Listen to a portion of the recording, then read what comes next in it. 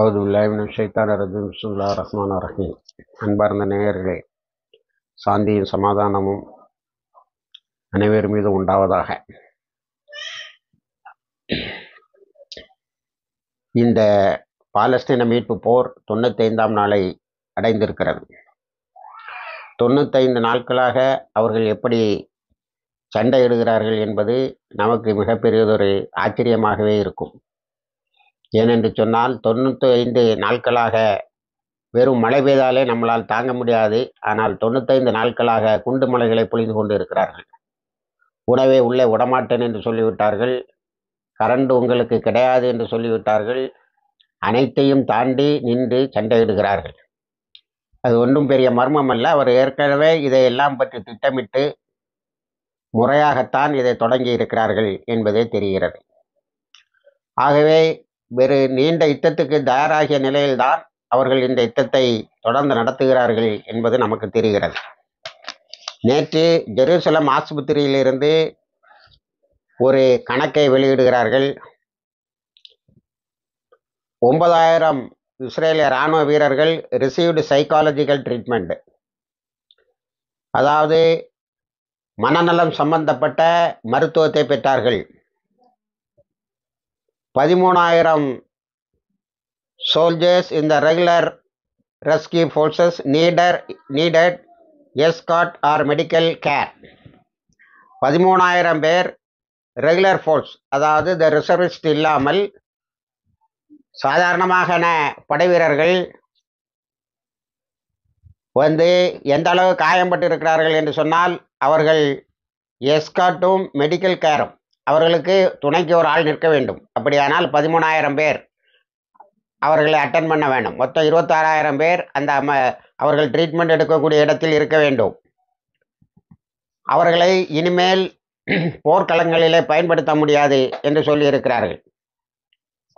இந்த 13ம் இந்த 9,000ம் நாம் ஏற்கனவே சொன்ன கணக்குகளில் வருமா என்று பார்த்தால் அந்த கணக்குகளில் வராது என்றே தெரிகிறது. சாதாரணமாக ஜெருசலம் ஆஸ்பத்திரிக்கு அடிக்கடி அள்ளி செல்கிறார்கள் காயம்பட்டவர்களை.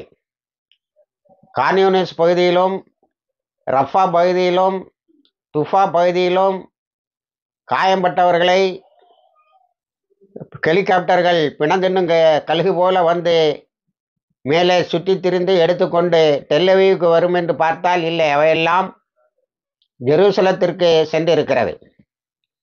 எனக்கு தெரிந்து ஜெருசலத்துக்கு இவர்கள் காயம்பட்டவர்கள் அள்ளி செல்வதை பார்க்கும்போது அங்கு மிகப்பெரியதொரு ஏற்பாடு இருக்கிறது என்று தோன்றுகிறது.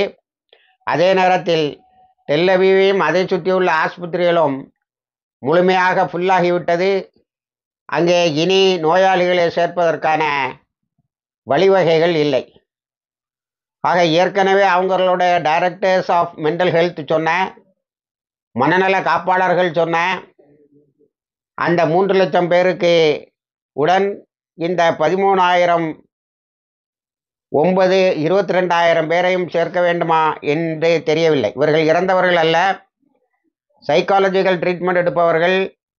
அதோடு அதிகமாக காயம்பட்டு இனி அவர்களுக்கு துணை இல்லாமல் எதையும் செய்ய முடியாது என்று தெரிகிறது.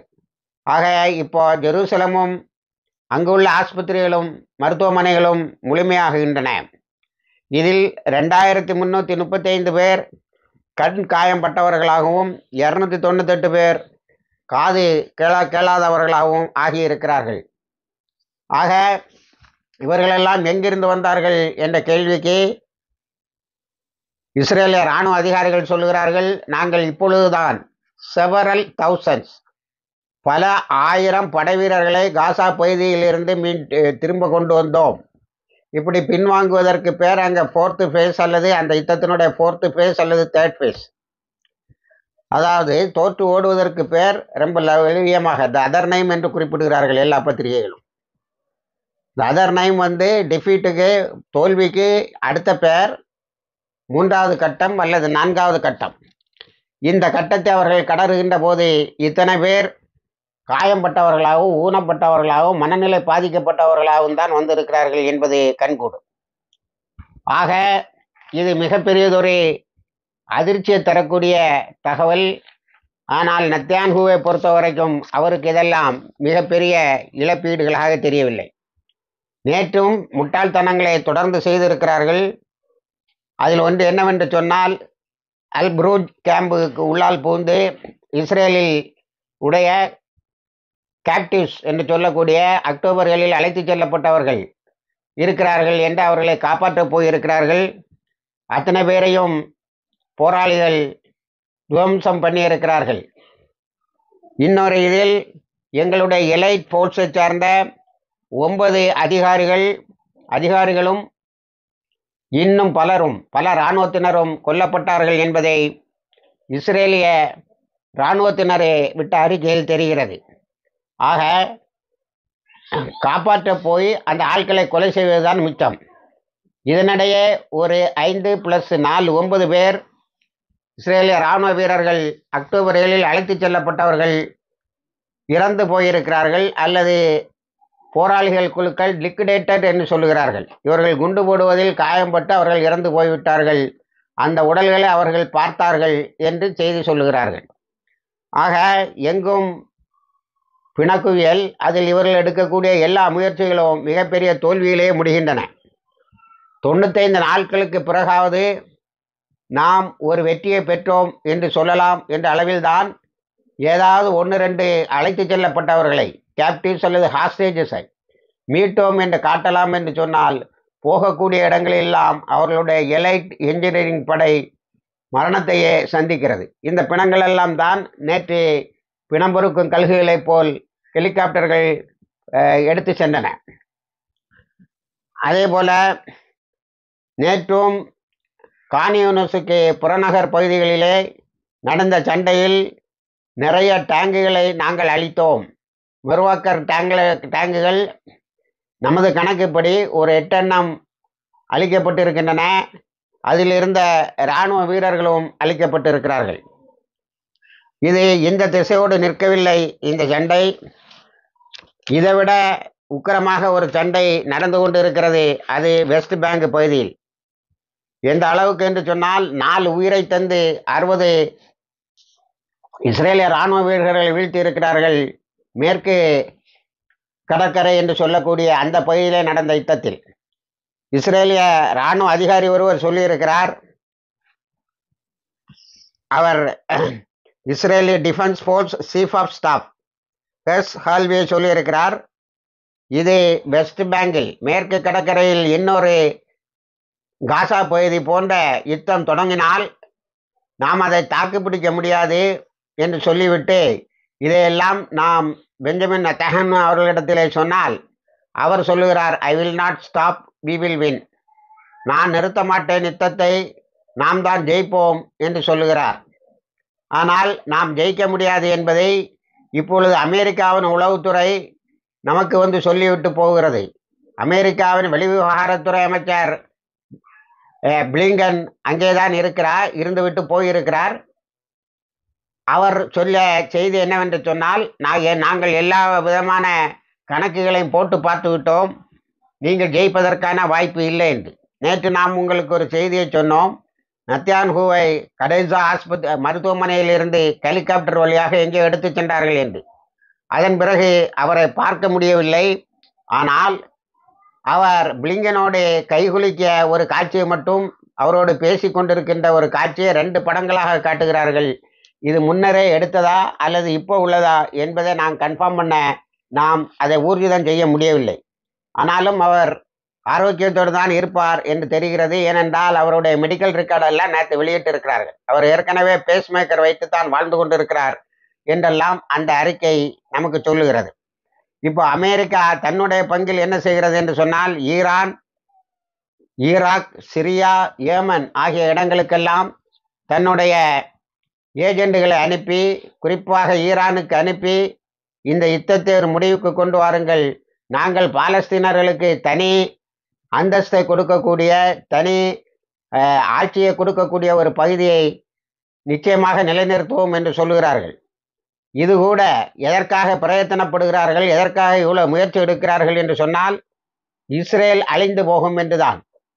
அது அழியாமல் காப்பாற்றப்பட வேண்டும் என்று இஸ்ரேலுடைய பழைய அதிகாரிகள் எல்லாம் சொல்லிவிட்டார்கள்.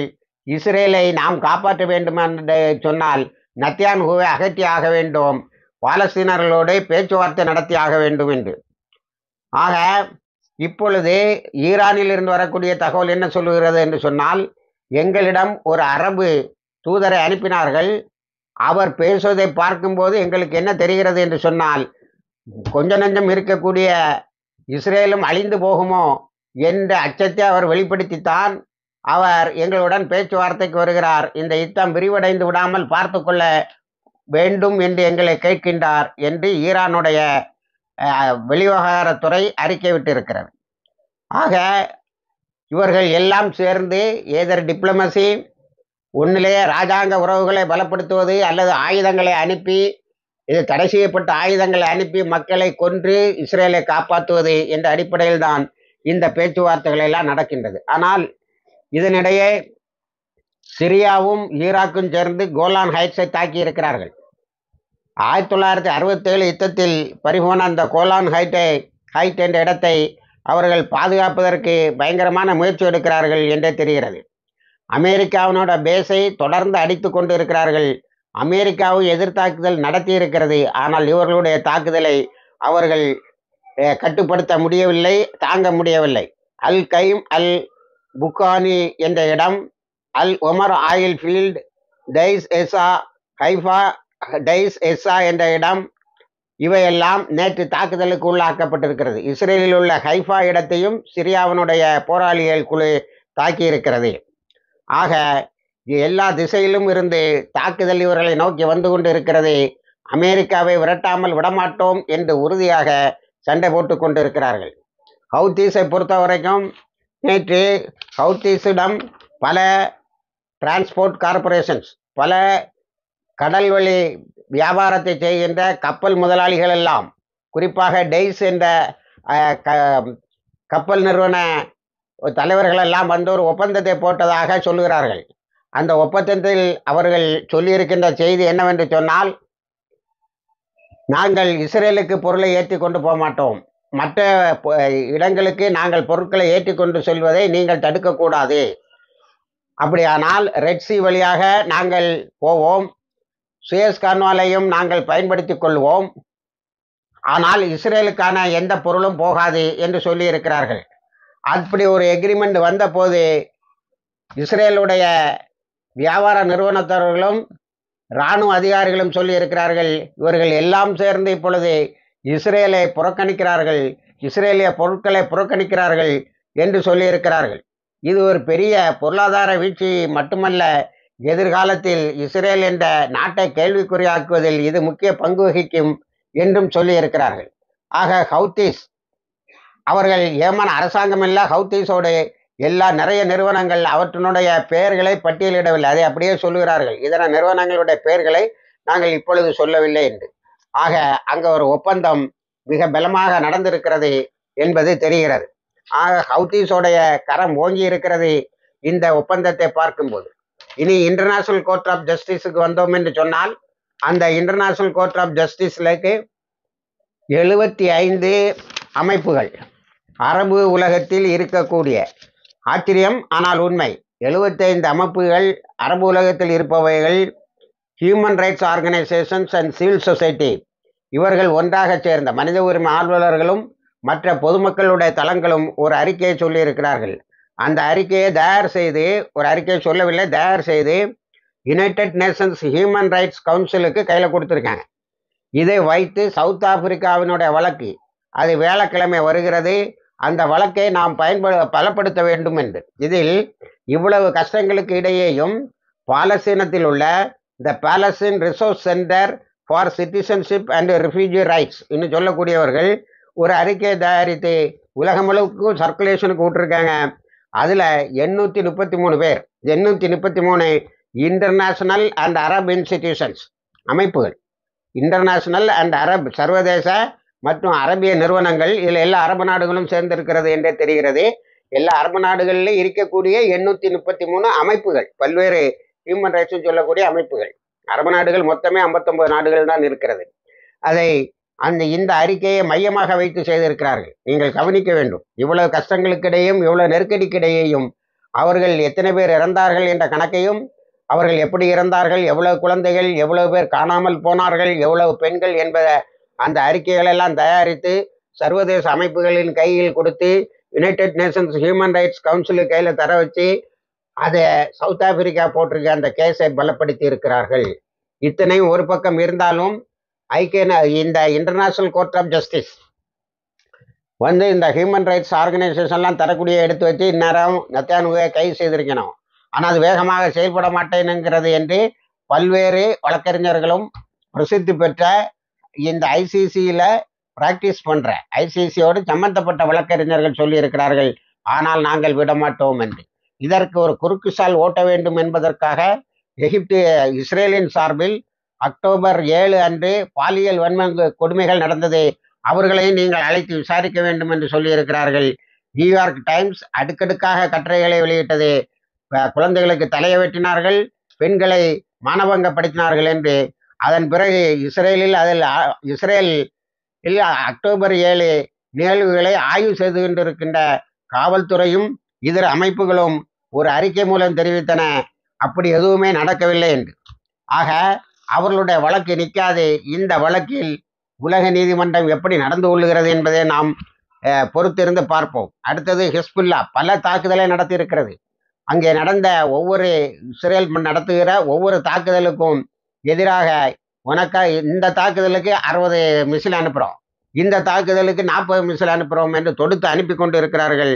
ஆனால் நேற்று ஹிஸ்புல்லாவுடைய தாக்குதலில் northern command headquarters of இஸ்ரேலுடைய வடக்கு பகுதியில் உள்ள ஆர்மி ஹெட் குவார்ட்டர்ஸை தூளாக மாற்றி இறக்கியிருக்கிறார்கள். இராணுவ அதிகாரிகள் சொல்லியிருக்கிறார்கள், இனி நமக்கு வடக்கு இஸ்ரேல் இல்லை, நார்தன் இஸ்ரேல் நமக்கு இல்லை, இந்த அளவுக்கு அங்கே எதுவுமே இல்லாமல் அடித்து விட்டார்கள் என்று. இது சாதாரணமாக அவங்க தாக்குதலில் இருந்து அப்பாற்பட்ட தாக்குதல். ஒரு 100 ஏவுகணையை ஒரு 1 ஹவருக்குள்ளால் அடிச்சிருப்பாங்க. அப்படி நாள் முழுக்க அடித்து இருக்கிறார்கள். இதனாலும் பயங்கரமான ஒரு இழப்பு இஸ்ரேலுக்கு ஏற்பட்டு இருக்கிறது. அடுத்தால நம்ம இஸ்ரேலுக்கு வந்தால், இஸ்ரேல் வழக்கம் போல குண்டு தான் போட்டுக்கிட்டு இருக்கு. வேற எதுவும் அதுக்கு அப்பாவிகளை கொலை செய்வது வேற ஒன்றும் தெரியல. ஜெனின்லேயும் இதே செய்திருக்கிறார்கள். அதே போல ஜெருசலத்தில் நேற்று என்ன நடந்திருக்குன்னா, வந்தேரிகள் செட்டிலர்ஸ் அல் அக்ஸா பள்ளிவாசல் காம்பவுண்டுக்குள்ளால புகுந்து சில கபலீகரங்களை செய்திருக்கிறார்கள். அவர்களை எதிர்த்து ஒரு பெரும் படையினர், பெரும் இளைஞர் கூட்டம் அடித்து வெளியே விரட்டி இருக்கிறார்கள். 6 இளைஞர்கள், பாலஸ்தீன இளைஞர்கள் ஷஹீதாயிருக்கிறார்கள். ஆனால் மிக சாமர்த்தியமாக அல் அக்ஸா பள்ளிவாசல்களுக்குள் உள் நுழைந்து இவர்கள் கபலீகரங்கள் செய்வதை நிறுத்திவிட்டார்கள். காவல்துறை அவர்களுக்கு பாதுகாப்பு கொடுத்திருக்கிறது, இஸ்ரேலிய இராணுவமும் அவர்களுக்கு பாதுகாப்பு கொடுத்திருக்கிறது. இப்படி இஸ்ரேல் பயங்கரமான குழப்பத்துக்குள்ளால் எல்லா பக்கமும் இருந்து அடியை வாங்க முடியாமல் அமெரிக்காவின் காலில் விழுந்து, அமெரிக்கா இப்பொழுது 5 நாடுகளின் கால்களிலே விழுகிறது. அவர்கள் சொல்லியிருக்கிறார்கள், இது நிற்கவே நிற்காது, ஒரு பாலஸ்தீனுக்கு ஒரு தனி ஸ்டேட் கிடைத்தால் ஒழிய நாங்கள் இதை நிறுத்த மாட்டோம் என்று சொல்லியிருக்கிறார்கள். இப்படி போர் தொடர்ந்து நடந்து கொண்டு இருக்கிறது. இழப்புகளுக்கு மேல் இழப்புகள், ஒரு பக்கம் அப்பாவி மக்கள், இன்னொரு பக்கம் இராணுவ வீரர்கள், இப்படி போய்கொண்டு இருக்கிறது. இன்னும் எத்தனை நாள் தொடர்வார்கள் என்று தெரியவில்லை. ஆனால் அத்தனைக்கும் தயாராக இருக்கிறார்கள் போராளி குழுக்கள். இணைந்திருங்கள். இன்ஷா அல்லாஹ் உங்களுக்கு அனைத்தையும் கொண்டு வந்து சேர்க்கிறோம். பாகிர் தவானா அல்ஹம்துலில்லாஹி ரபில் ஆலமீன்.